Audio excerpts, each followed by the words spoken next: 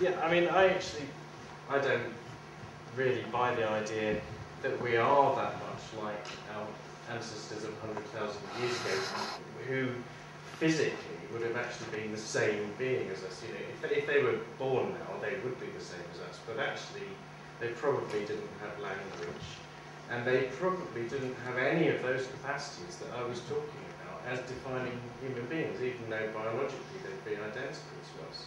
Because I think those things emerged probably only over the last few thousand years as opposed to over 100,000 years. I think we're a completely different type of being to those that we evolved. That's why I think evolutionary psychology is really faulted. I think sociobiology's got different problems, but at least it was actually looking at humans as they are and sort of trying to understand things from there, but to sort of try and sort of project back to those beings in the savannas of Africa 100,000 years ago who they couldn't have been anything like we are. You know, because they didn't have societies and they didn't do any of the things that we do as a matter of course, and that we learn from year dot, from our parents and from our environment and so on. Yeah, I mean, I'm between, I think. I'm very suspicious of the evolutionary stories. But I'm also suspicious of stories that essentially, and maybe I wasn't understanding you, but stories that see things like conceptions of freedom as somehow socially constructed. And I think the problem with those stories is that they very often either just don't explain what they're supposed to explain, or they tacitly feed the conceptions they were supposed to explain in their story of the social, into the initial story of the social process supposed to provide them. So, in the case of freedom, you get lots of stories about why we might be committed to some conception of ourselves as having control over our actions that might be incompatibilist, that might be inconsistent with prior causal determination, that are social constructions. And they are very often to do with thinking about each other ethically, applying discipline of social pressure and punishment, doing it internally, which is a bit like Rita's story. The problem with these sorts of stories is that they actually don't explain, for example, the incompatibilism. Because these stories could perfectly well apply and involve and be built on a compatibilist world with each other.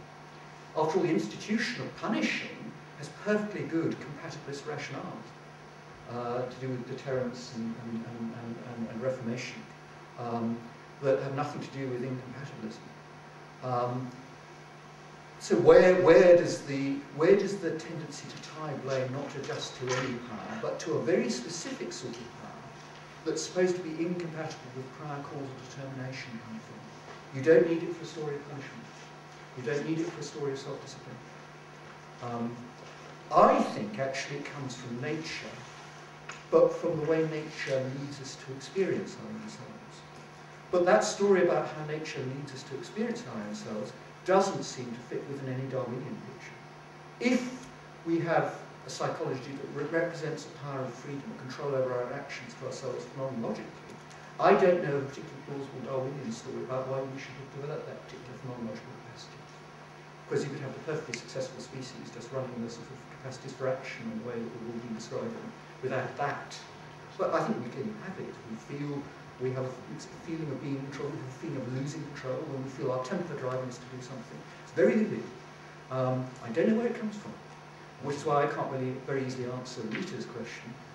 Should we believe in what such experience represents? I think we need a developed theory of where the experience comes from to begin to answer that question. And we don't have it.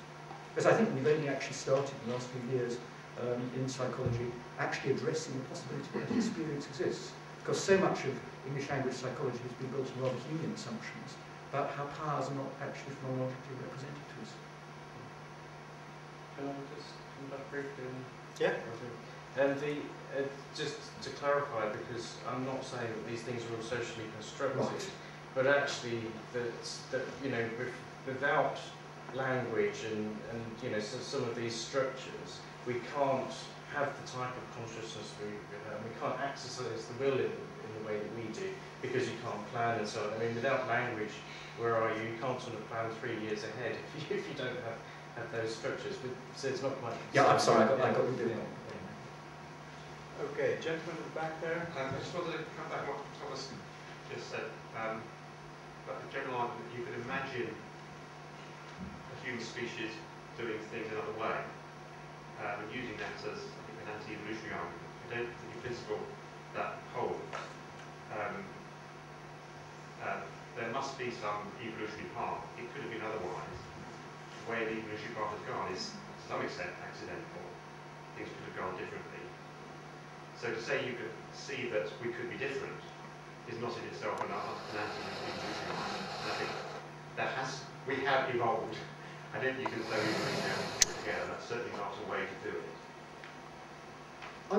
My story actually about we could have developed a certain conception was really directed against the social construction of people. I mean, they're trying to tell a story about why we have a commitment to incompatibilist freedom.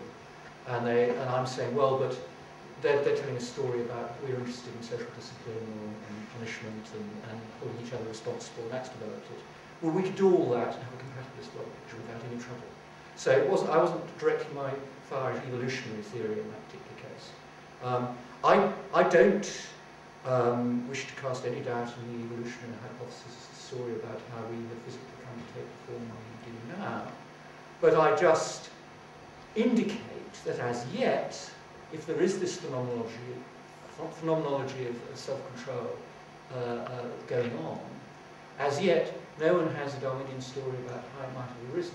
I'm not ruling out the possibility of such a story being developed further. I merely point out its glaring absence at the present. Okay, very last questions. This gentleman down here. Hi. With the core argument about free will, it seems to me that it's quite evident that if you put somebody in a situation where they can rationally weigh things up, that they're going to do things that will lead towards sort of their own benefits or reproduction or pleasure in some other form. It seems to me that if we strip all that away and get to the very core of it, it's our human beings capable of making probably an arbitrary decision which has absolutely no outcome. So you can actually strip away all of the sort of the other influences that might be there, or at least try to do it. Sort of try and choose between two things that are exactly the same, and then you're left with an argument: is there some process that leads from A to B that's been ongoing since the birth of the universe, if you will, that leads us up to this point where we're not actually making that decision. Now, my question is are the panel aware of any process or possibly a non-process really in nature which is completely divorced, or at least we believe it to be so, completely divorced from any prior influence? That is, the gap between A and B is broken. So A does not lead to B, it's just that B spontaneously arises. If so, what does that mean for the debate about sort of humans having a real, true free will? Right, okay, thank you. What happens to a woman after having a child, when there isn't any genetic factors or hereditary factors or familial factors that changes the thought processes? So all ideas of rationality and self-determinism are absolutely altered, and what actually happens to brain function, for things to change so dramatically. And I think there's lots of examples of lots of different mental illnesses, and I just wondered, is there anything there that's predetermined, that could be predetermined? Any risk factors that could be identified that would mean that an individual, things could be picked up, that an individual would be prone, or we suspect that maybe something happens to them at certain times in their lives. And I don't know if any research has been done around predetermining perhaps those at risk of mental illness.